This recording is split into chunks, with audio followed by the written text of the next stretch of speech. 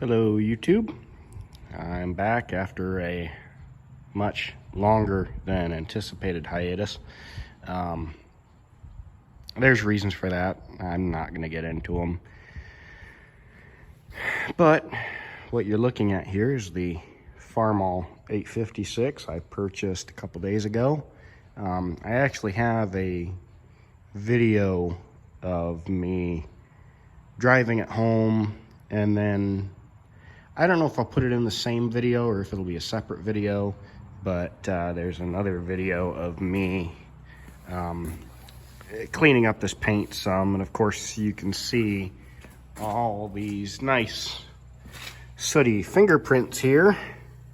That is because it had this straight pipe on it when I bought it, and when I got home the first thing I did was I took some steel wool SOS pads with soap in them and went over the paint a bit to kind of get some of the oxidation and the soot off, and then I went over it with a layer of boiled linseed oil and mineral spirit mix that those of you who watch Vice Grip Garage will know as shine juice.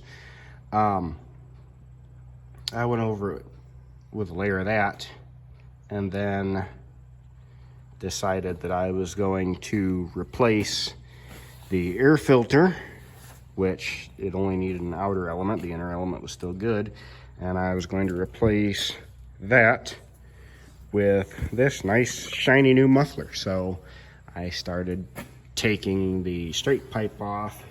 I was hoping I could just disconnect right here and pull the pipe out and then take that coupling off separate.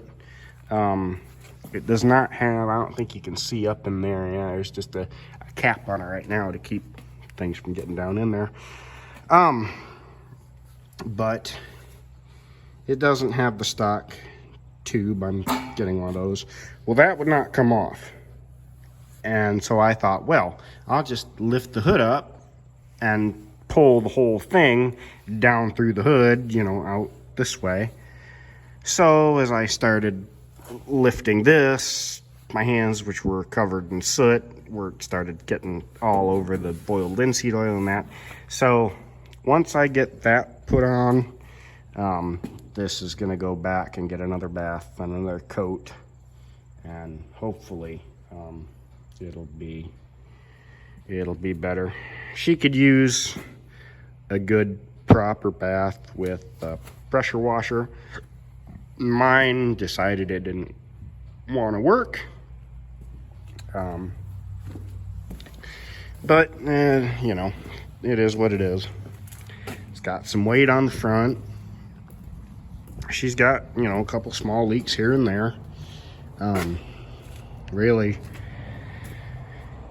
the big leak here on the end, I say big leak, the main leak here on the engine is just right out of this. It's just an O-ring in there.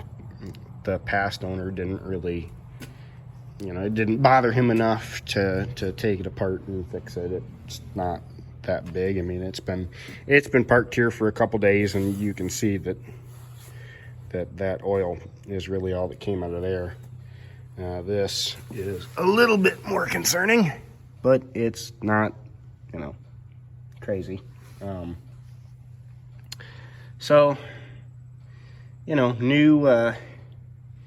new muffler, and that'll be good. I've already put a new spring on. Sorry, I'm walking back and forth. Already put a new spring on the park lock here. I don't know if you can really see in there all that good. This park lock spring may be backwards. I don't know. I just put it on and what was easiest for it to go on. When I bought it, it didn't have that spring, and so I had to use my fancy tarp strap here to go around the park lock and keep it up. Past owner had just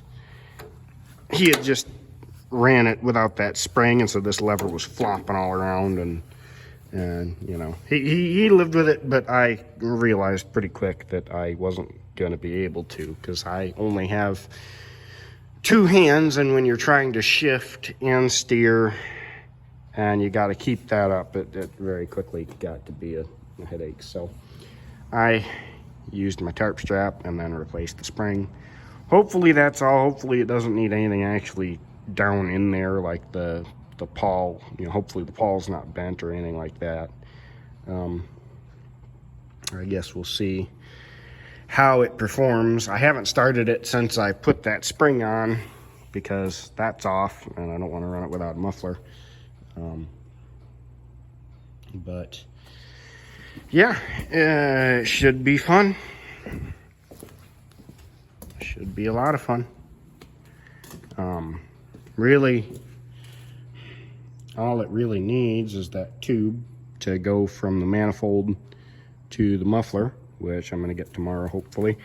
It could use some better steps. These are about the poorest excuse for steps I've ever seen on a tractor, other than maybe on tractors where there aren't any steps and you have to climb the drawbar. It could use steps, and it could use this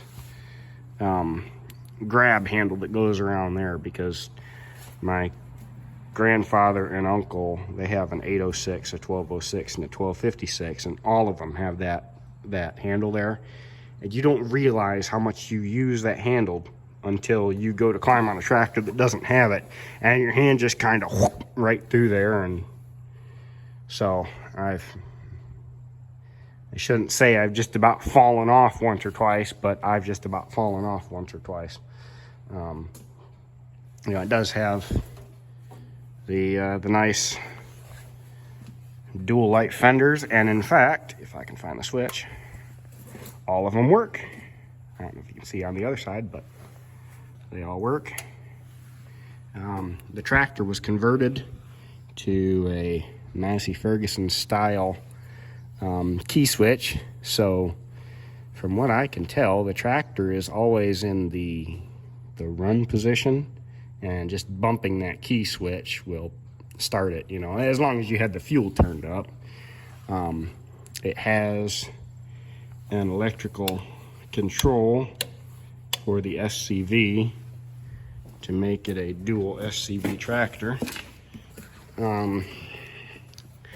That is nice, although to be honest with you, I would sooner have an actual true dual remote tractor. I don't know, I might have to talk to my grandfather and uncle and see how hard it would be to put a second SCV on the factory way, I guess, with the second lever and everything. Hopefully it wouldn't be too much. I don't know. That electric thing is nice while it works, but I just foresee me in the future, you know, going to use it one day and it not working, and I could just see it being a hassle. And you know, it's not like if I put the second SCV on, I'll take that electric thing off. I might put it on, and you know, then I'll have 3 SCVs. So, but yeah, she's a nice old tractor. Runs great. Drove her home 20 miles. I suppose I could maybe climb up here without hurting myself. Got the old farmer cup holder, but she's a good old tractor. So anyway, I will let you go. Thanks for watching, and I hope to have more, better, longer videos coming. I can guarantee that what happened there, that what comes will be longer. I can't guarantee it'll be better, and I'm gonna try to guarantee more. It all depends on, you know, it's just me with my camera, and sometimes when I'm doing things, I think either, well, that's gonna be boring and I don't wanna, you know, or, well, I don't feel like messing around with the camera today. So, you know, hopefully hopefully more will be coming. I'll do my best. So see you later. Bye.